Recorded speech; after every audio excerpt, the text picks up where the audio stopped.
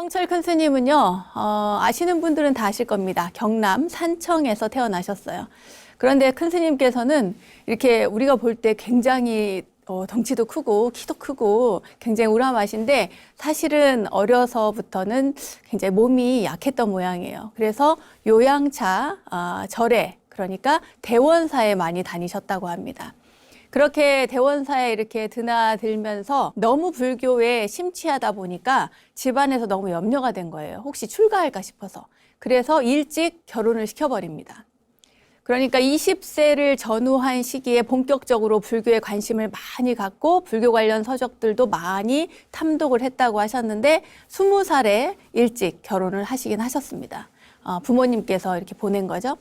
그런데 스님께서는 이제 대원사에 이렇게 다니면서 불교에 대해서 더 심취해가지고 24살에는 벌써 대원사 탑전에서 좌선을 하셨어요. 화두를 참고하기 시작했던 겁니다. 그런데 그때에 사람들이 이렇게 보고 스님들이 보고 예사롭지 않다 이렇게 느꼈던 모양이에요. 그래서 해인사에 사람을 보내서 해인사에서 스님이 오셔서 보고는 권합니다. 출가하라고. 그렇게 해서 25세에 동상 큰 스님을 은사로 해서 해인사에서 삼위계를 받고 출가를 하게 됩니다. 그때 당시에 출가시가 지금도 남아 있는데요. 내용은 이렇습니다. 하늘에 넘치는 큰일들은 붉은 화롯불의 한 점의 눈송이요. 바다를 덮는 큰 기틀이라도 밝은 햇볕에 한 방울 이슬일세. 그 누가 잠깐의 꿈속 세상에 꿈을 꾸며 살다가 죽어가랴. 만고의 진리를 향해 조연히 나 홀로 걸어가노라. 아주 멋진 그런 출가시죠.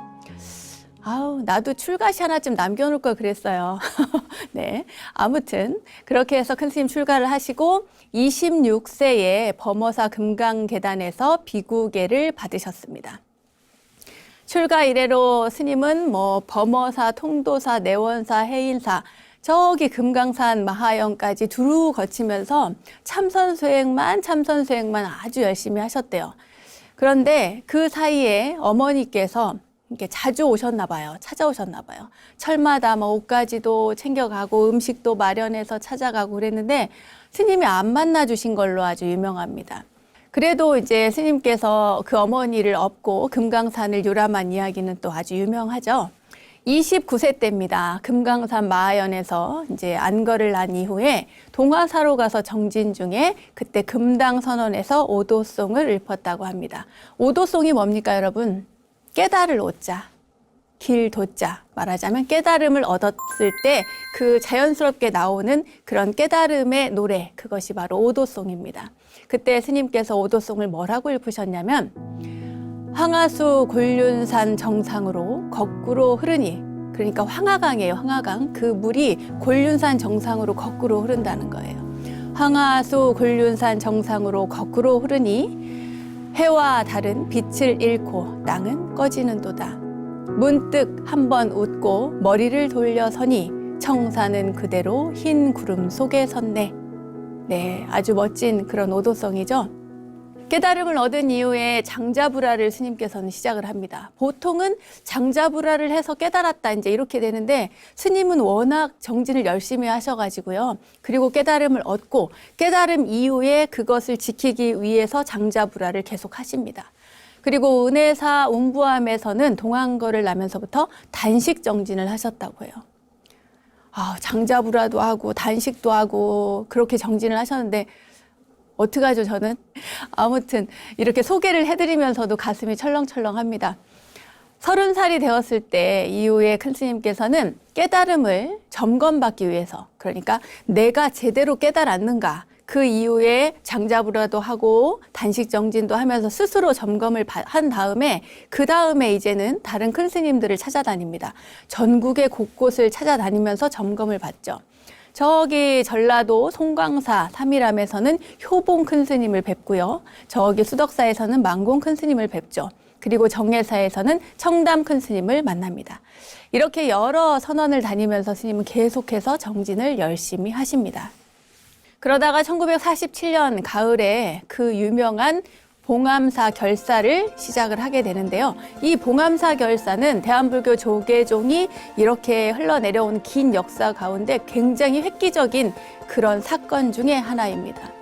기본적으로는 성철 스님, 청담 스님, 자운 스님, 우봉 스님 이렇게 네 분으로 이렇게 뭐랄까요? 처음 시작을 하게 됐어요. 이 네 분의 구상으로 진행이 된 겁니다. 말하자면 봉암사 결사는 공주 규약을 체결하게 되는데 이게 뭐냐면 공주, 함께 공자, 머물 주자입니다. 함께 머무는 규약. 그러니까 우리가 대중이 모여서 사는 데 있어서 필요한 규약, 규정을 지키는데 그 기본이 뭐냐면 부처님 법대로 살자였습니다. 청담 큰 스님의 추천으로 봉암사를 이렇게 정하고 처음에는 성철 스님, 자운 스님, 보문 스님 그리고 우봉 스님 이렇게 네 분이 시작을 하는데 청담 스님은 당시에 그 가야 총림 해인사에 일이 있어가지고 뒤늦게 합류를 하게 됩니다. 그 외에도 향곡 스님, 월산 스님, 종수 스님, 도우 스님, 보경 스님, 법전 스님, 성수 스님 그리고 해암 스님 등 한 20분 정도 이렇게 구성이 돼서요. 제가 지금 입고 있는 게 장삼이고 보통 조계종 스님들이 이렇게 수하고 있는 가사 그리고 바로 이 모든 것들을 그때에 하나로 통일하면서 정비하는 그 사건이 생기게 됩니다. 그것이 바로 봉암사 결사이고요. 그뿐만 아니라 삼배를 하는 방법, 보살계를 수지하는 방법, 그리고 우리가 조석으로 예불 모시고 사시 불공할 때 하는 그 예불문, 칠정례 이런 것들의 종단의 모든 기틀을 그때 봉암사 결사 때 마련을 하셨습니다. 대단한 일을 하신 거죠. 그러니까. 네. 그리고 43살에는 천재굴에서 하안거와 동안거를 낳으시게 되는데 이때 그러니까 그 해가 1954년이었어요. 1954년은 정화불사가 시작됐던 그런 해입니다. 이게 이제 되게 큰 확산이 됐습니다. 그때 당시에는 굉장히 큰 사건이었고 그 봉암사 결사와 마찬가지로 조계 종단에 있어서는 굉장히 큰 사건이 벌어진 해인데 그게 바로 정화불사입니다. 독신비구와 대처 비구의 대결 구도에서 나타나는데 말하자면 대처 비구들을 종단에서 몰아내기 위한 그런 불사가 바로 정화불사입니다. 1955년 스님께서는 해인사 주지로 임명이 되긴 했는데 임명됐을 때 해인사 주지로 가지 않으시고 대신에 자운 큰 스님께서 주지로 취임을 하셨습니다. 그리고 그해 가을부터는요 또 굉장한 결사가 시작이 됩니다. 스님 스스로요. 어떤 결사냐면 종단에 있는 어떤 결사가 아니라 스님 스스로 하시는데 그 파괴사 성전암에다가 철조망을 두르고 나가지 않겠다 이래가지고 1964년까지 무려 10년 동안 두문불출하고 외부의 출입도 막고 당신도 안 나가시고 이렇게 해서 그 안에서 정지를 하십니다. 이것을 10년 동부불출이라고 합니다. 10년 동안 나가지 않으셨다는 거예요. 스님은 이때 근데 참선 정진도 열심히 하셨지만 책을 엄청나게 많이 보신 걸로 알려져 있습니다. 스님께서는 책 보지 마라 이 말도 굉장히 유명한데 사실은 당신께서는 굉장히 책을 좋아하고 또 정진하면서도 책을 많이 보신 걸로 알고 있습니다. 저희들은요. 46살 때입니다. 다시 또 해인사의 주지로 임명이 되셨는데 가지 않으셨어요. 그때는 청담 큰 스님께서 취임을 하셨습니다. 그리고 54세 때 1965년이죠. 그때 당시 4월 30일에 동산 큰 스님께서 입적을 하셨습니다. 1967년에 세운 동산 스님 사리탑 비문을 성철 큰 스님께서 직접 쓰셨습니다. 경북 문경의 김용사에 그때 또 스님께서 조실로 되셨고요. 1967년입니다. 56세 때인데 이때는 해인사에 방장체제의 해인총림이라는 것이 처음으로 설치가 되는데 그때 해인총림의 방장에 추대가 되셨어요. 최초로. 방장으로 계실 동안에는 그냥 이렇게 정진만 하신 것이 아니라 안거 때마다 보름 그리고 말일에 상당 법어를 하셨는데 특히 동안거 기간 중에 그 100일 법문을 하셨어요. 그 100일 법문이 굉장히 유명합니다. 지금도 또 책으로도 볼 수 있고 또 시청도 하실 수 있고 들으실 수 있죠. 1981년 70세 때는 대한불교 조계종 제6대 종정으로 취임을 하셨습니다. 하지만 취임법회에 가지 않으셔서 더 유명해지셨어요. 그때 유명한 그 법어가 진짜 대한민국에 모르는 사람이 없을 겁니다.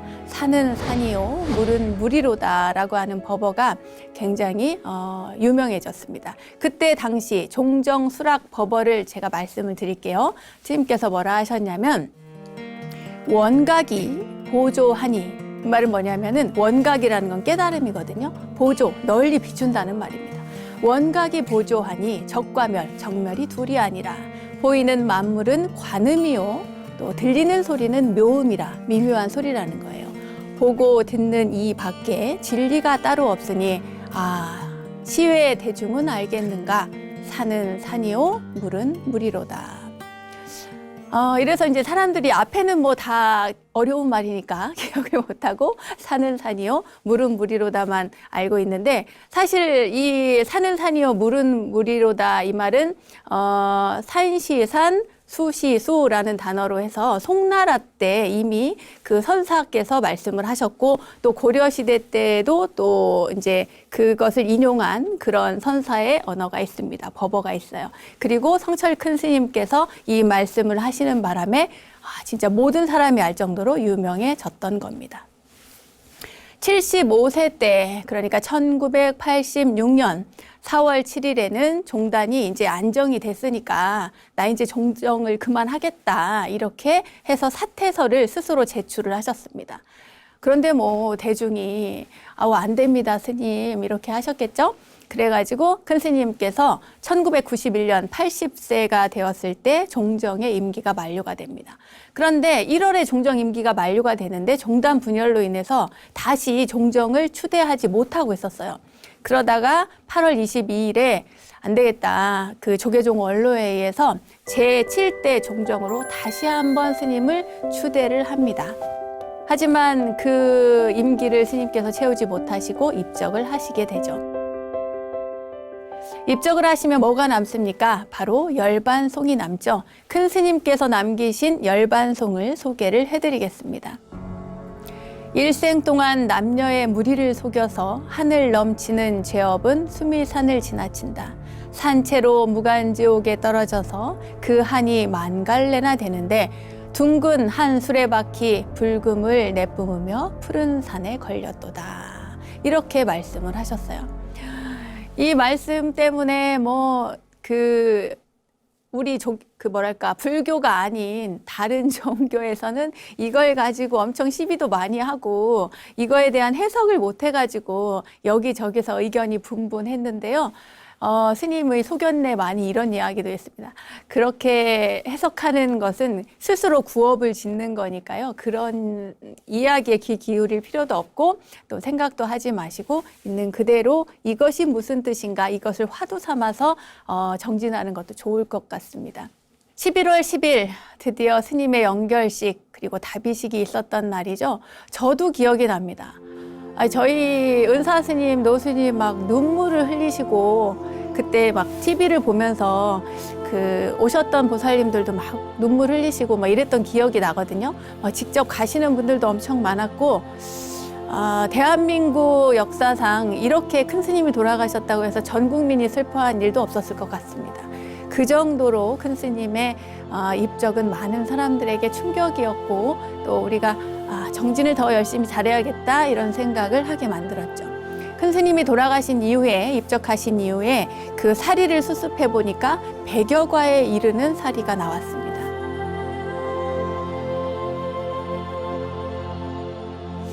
(1998년 11월) 해인사 운양대에 그래서 사리탑을 봉안하게 되지요. 2001년 3월 경남 산청군 단성면 목곡리 생가터에 기념관을 건립하게 되는데 거기가 지금 알려진 겁외사입니다. 겁외사를 창건하게 되죠. 이렇게 해서 큰 스님의 행장, 제가 최대한 짧게 하려고 했는데 그래도 드릴 말씀이 너무 많아가지고 좀 길어진 것 같습니다. 큰 스님은 이렇게 살다 가셨습니다.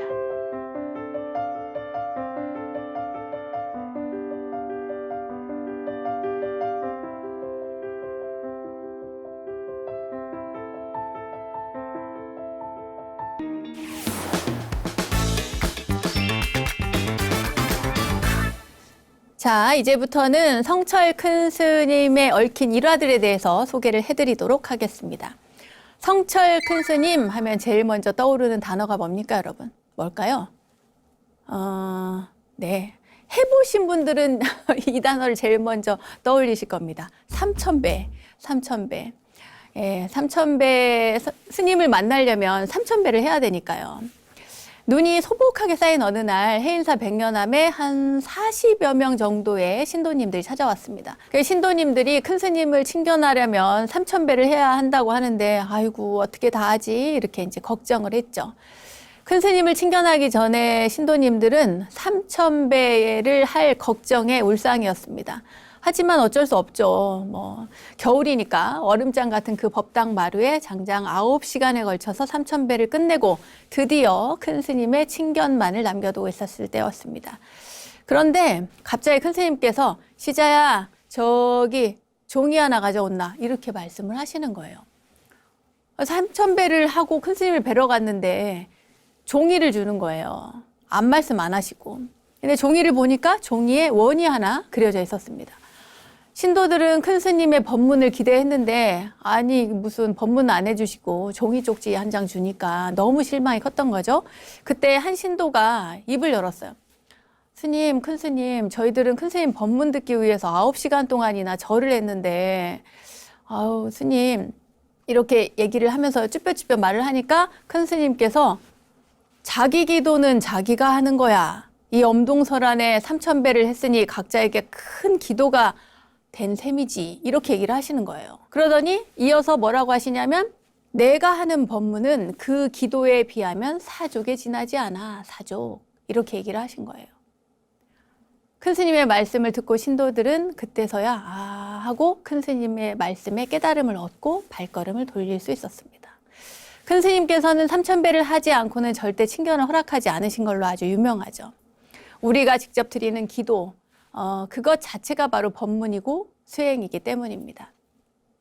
사실 이제 절에 오면은, 저희 절에도 오면은 사람들이 그 기도비를 내고 기도를 부탁을 하고 가요. 대부분은 바빠서 기도를 못 한다고 합니다. 정진도 못 한다고 하죠. 하지만 본인이 함께 하면 기도의 효과는 2배입니다. 물론 스님이 대신해서 축원도 올리고 기도도 하고 절에서 다 하긴 하는데 그것뿐만 아니라 본인이 본인 기도를 해야 그것이 더 효과가 있는 거예요. 쌍방이 함께 했을 때. 아시겠죠? 네. 본인의 기도는 본인이 하는 것이고 내가 한 기도 그것이 바로 본인의 수행이 된다는 말씀, 큰 스님께서도 그렇게 말씀하셨으니까 여러분 꼭 믿고 실천하시기 바랍니다.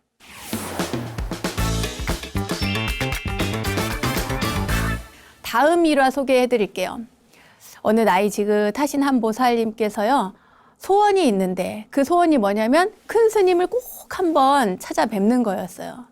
이유가 있는데 그 이유가 뭐냐면 남편이, 나이 많이 먹은 남편이 함부로 하셨나 봐요, 보살님한테. 그래서 이 보살님은 내가 전생에 무슨 죄를 지었길래 평생 이렇게 고달프게 살아야 하는지 큰 스님한테 한번 여쭤보고 싶었던 거예요. 근데 큰 스님 만나긴 하늘의 별따기죠. 심지어 삼천배까지 해야 돼. 그런데 이 노보살님은 그래도 내가 해야지. 큰 스님 뵈려면 해야지 하고 삼천배를 했습니다. 그리고 드디어 큰 스님을 뵈요. 아이고 큰 스님, 큰 스님. 제가 전생에 무슨 죄를 지었길래, 무슨 죄를 그렇게 크게 지었길래 복 없는 남편을 만나서 이날 이때까지 매일 술 먹고 또 욕하고 제가 언제까지 이렇게 참으면서 살아야 하는 걸까요? 저는 죽기 전에 남편에게 따뜻한 말 한마디 듣는 것이 소원입니다. 이렇게 말씀을 한 거예요. 그러니까 큰 스님께서 그게 소원이라고요? 너무 걱정하지 마십시오. 내가 그 한을 풀어드리리다. 지금부터 내가 하는 말을 잘 듣고 그대로 따라하시오. 오늘 저녁이 되면 영감님이 들어오실 거 아닙니까? 그러면 그때 영감님이 들어오기 전에 먼저 술상을 하나 떡하니 잘 차려놓고 거기 옆에, 술상 옆에 쌀이나무 회초리를 100개를 갖다가 그 옆에 딱 놓으라는 거예요. 그러니까 노보살님이 회초리를요? 100개나요? 이렇게 물었어요. 그러니까 그렇지. 그리고 나서 영감이 들어오면 술을 한 잔 따라 드리고 울면서 잘못했다고 이야기를 하고 종아리를 걷어서 그 쌀이나무로 나를 때리라고 이렇게 이야기를 하라는 거예요. 이 보살님은 진짜 큰 스님의 비책이 통할 수 있을까? 이게 약간 좀 의심스럽잖아요. 그런데도 큰 스님 말씀이니까 큰 스님께 큰절을 올리고 그대로 실천에 옮깁니다. 술상도 보고 쌀이나무 그 회초리도 만들고. 이 쌀이나무 회초리 굉장히 아프잖아요, 여러분. 맞아본 분은 아실 텐데. 그 이제 남편이 술을 거나하게 또 한 잔 걸치고 이제 들어온 거예요. 들어왔는데 방문을 딱 여니까 웬 술상이 방에 차려져 있는 거예요. 그리고는 평소답지 않게 그 보살님이 또 예쁘게 단장하고 앉아 있어요. 그래가지고 이렇게 쳐다보니까 너무 놀라서 쳐다보니까 아유 이제 오십니까 하면서 서 있지 말고 여기 앉으세요 하고는 그러고는 이제 안내를 해요. 여기 앉으라고 하고는 술을 한 잔 따라주겠다 그래요. 그래가지고 이제 얼떨결에 이 그 남편분은 거사님은 그 보살님이 하는 행동이 너무 생뚱맞으니까 너무 당혹스럽고 놀란 거예요. 그 이제 술잔까지 받아가지고 언급결에 술을 받아요. 그런데 거기에서 끝난 게 아니라 이 보살님께서 영감 내가 그동안 잘못한 게 참 많아요. 여기 쌀이나무가 있으니까 이 쌀이나무로 제 종아리를 때리세요. 어서요 하면서 이제 쌀이나무를 밀어요. 그가 이제 아내가 그렇게 하니까 너무 당황을 한 거죠.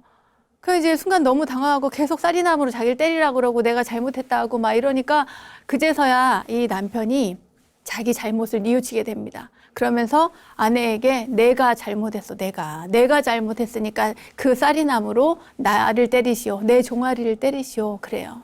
그러면서 이 거사님이 완전히 달라진 거예요. 진짜 큰 스님 말씀처럼.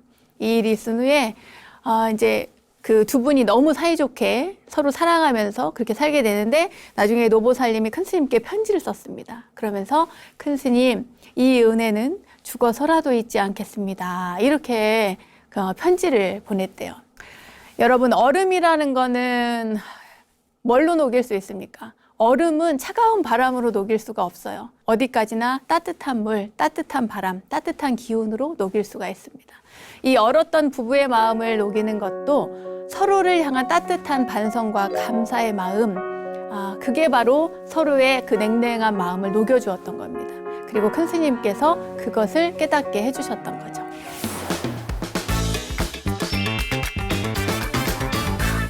자, 다음 이야기 해드릴게요. 큰 스님께서 성전함에 머물고 계실 때 일입니다. 하루는 스님을 따르던 신도님이 엄청나게 고급 시계를 선물로 사온 거예요. 그리고는 스님한테 스님 여기는 산이 너무 깊어서 시간 가는 줄을 모르겠습니다. 그래서 제가요 시계를 하나 사왔는데 마음에 드실지 모르겠습니다. 이러고 이제 시계를 조심스럽게 이제 큰 스님 앞에 내놓은 거예요. 그러고는 이제 큰 스님께서 보니까 좋은 시계 같아요. 네. 그리고는 이런저런 얘기를 하고는 그러고는 이제 그 신도님이 돌아갔죠. 돌아가신 다음에 그 다음에 큰 스님께서 갑자기 마당으로 나오셨어요. 나오더니 시자한테 가서 도끼 가져오너라 이렇게 시킨 거예요. 그래가지고 이제 시자가 왜 갑자기 도끼를 가져오라고 하시지? 그러면서 이제 가서 쭈뼛쭈뼛 이제 도끼 가져오라 하니까 도끼를 가져다 드렸어요. 가져다 드렸더니 갑자기 손에 찬 시계를 풀어서 바위에 올려놓고는 도끼로 내려치려고 하는 거예요. 그러니까 시자가 기겁을 하고 달려, 스님! 하고 이제 말렸을 거 아니에요? 팔을 잡고는.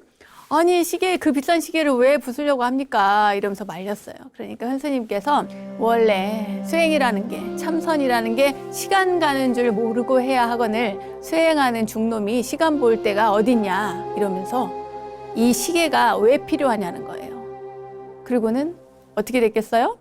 그 비싼 시계, 그 좋은 시계는 도끼로 부서지고 말았습니다.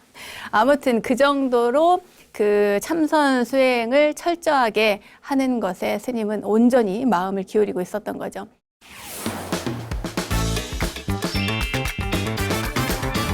다음 이야기 해드리겠습니다. 어느 날 한 보살님이요, 다짜고짜 큰 스님을 찾아가서 또 절을 했겠죠. 그리고 나서 그 앞에 엎드렸습니다. 제 아들 좀 살려주십시오. 스님 제발 제 아들 좀 살려주십시오. 하고 큰 스님을 막 붙잡고 이제 애원을 하는 거예요. 스님께서 이게 무슨 일이냐고 물어요. 그러니까 이 보살님이 눈물을 흘리면서 이야기를 합니다. 진주 묵실에 사는 이 보살님한테는 금쪽 같은 그야말로 외동아들이 하나 있었는데 전쟁에 끌려가서 3개월이 지나도록 소식이 없고 또 백방으로 탐문을 했지만 아무도 알지 못한다는 거예요. 그러다가 아들이 속한 부대가 전쟁에서 그 몰살당했다는 그런 풍문을 들었대요. 그래서 이제 이 보살님은 지푸라기라도 잡고 싶은 심정으로 그때 당시에 막 천하 도인이 문수암에 계시다고 하니까 그 소리를 듣고 문수암에 달려온 겁니다. 논밭을 다 팔아서 이제 이 보살님이 돈을 챙겨온 거예요. 그때 당시에 20만 원을 딱 내밀었습니다. 뭐 옛날이니까 엄청 거금이었겠죠. 그래 놓고는 스님께 스님 이 돈으로 기도 좀 해주십시오라고 하는 거예요.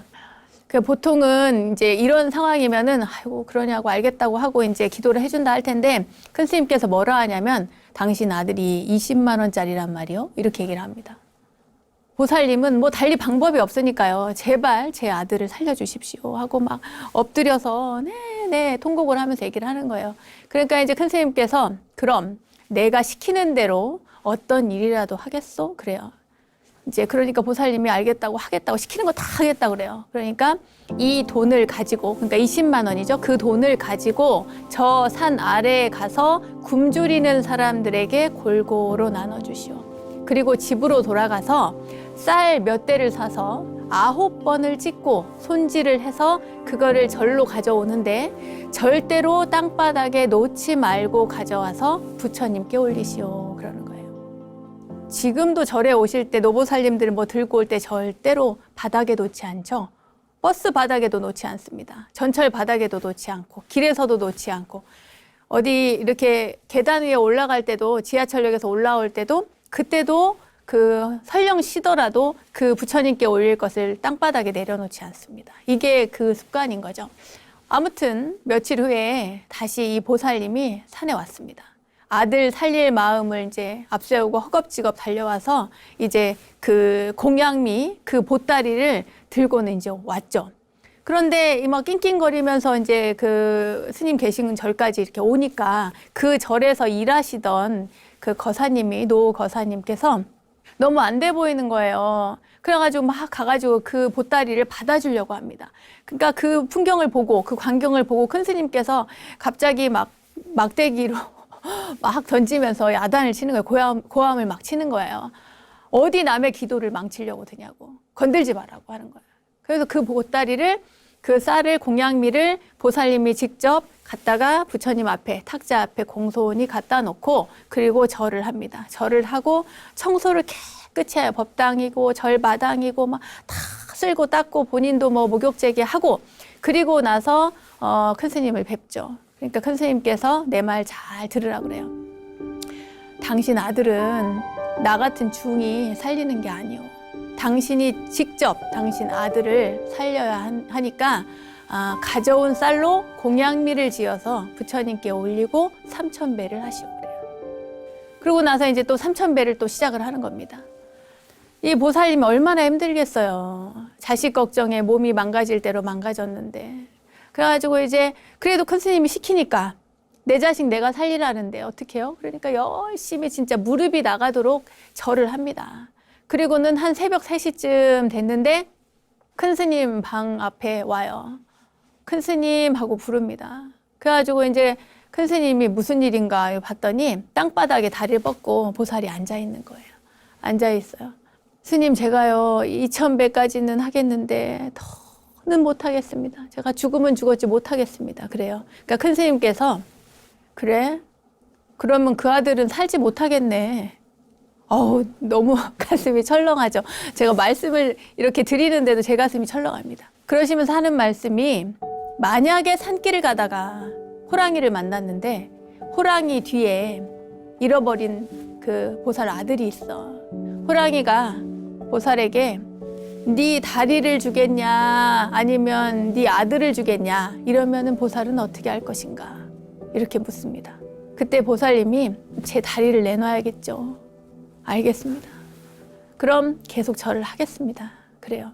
이 어머니는 내 다리를 준다 그러는 거예요. 그러니까 이어서 남은 1,000배를 다시 합니다. 열심히 절을 해요. 그런 다음에 절을 다 마치고 나왔을 때 스님께서 미리 이제 죽을 끓이라고 해가지고 끓여놓은 죽을 먹고 뒷방에서 자라고 합니다. 한숨 자라고. 그래서 이제 자요. 기절했겠죠. 쓰러져가지고 이제 잠을 잤는데 한나절쯤 지난 다음에 찾아와서 큰 스님께 간다고, 집에 가봐야겠다고 인사를 하는 거예요. 삼천배를 마치고 잤는데 꿈에 아들이 나타났다는 겁니다. 그리고 내려갔어요. 그런데 한 10일 정도 지난 다음에 이 보살님이 다시 큰 스님 계신 문수암을 찾아왔습니다. 세상에, 근데 이때는 혼자 온 게 아니라 아들을 앞세우고 느긋하게 산을 올라온 거예요. 이게 어떻게 된 사연이냐면 집에 도착을 하고, 그러니까 그 꿈을 꾸고 나서 집에 갔는데 그 며칠 지나자 아들이 진짜 살아서 집에 돌아온 겁니다. 아들에게 정말 기적 같은 일이 일어났대요. 아들이 속한 부대는 백마고지 전투에서 몰살을 당했대요. 그런데 몰살 당했는데 아들이 시체 더미에 그 바닥에 깔려 있었는데 송장 밑에서 죽어가고 있던 아들이 누군가 자꾸 자기 이름을 부르더래요. 자꾸 그 죽어가는데 자기 이름을 부르니까 정신이 깬 거예요. 그런 다음에 그 시체 더미 사이로 하늘이 보이고 숨을 쉴 수 있었다고 합니다. 그래서 겨우 기운을 차려서 피투성이가 된 몸을 이끌고 산을 내려왔는데 문득 발견한 강에서 그 정신없이 물을 마시고, 얼마나 갈증이 났겠어요. 그래서 막 엎드려서 물을 마시고 그리고 나서 강을 건넜는데 어떤 노인이 서 있더래요. 근데 그 노인이 이 아들, 피투성이 아들을 오두막으로 데리고 가서 그 군복을 벗기고 자기 옷을 내주고 그 옷으로, 그 노인의 옷을 입고 그리고 살아서 돌아올 수 있었다고 합니다. 야, 이 기도의 힘이라는 게 이런 게 아닌가 싶습니다. 이렇게 영험담으로 그치는 것이 아니라요, 간절한 기도는 우리의 삶을 바꿀 수 있구나, 이런 생각이 들 정도로 아주 가슴에 오래오래 남는 그런 일화였습니다. 불교 지식을 내 안에 원불대 지식인 시간, 오늘은 근현대 고승들의 이야기, 큰 스님의 향기라는 주제로 4번째 시간 함께 했는데요. 오늘은 성철 큰 스님의 이야기 전해드렸습니다. 자기를 바로 봅시다. 남을 위해 기도합시다. 남 모르게 남을 도웁시다. 간절한 기도의 성취를 깨우쳐 주신 큰 스님의 가르침, 우리들도 늘 마음에 새겨두면 좋겠습니다.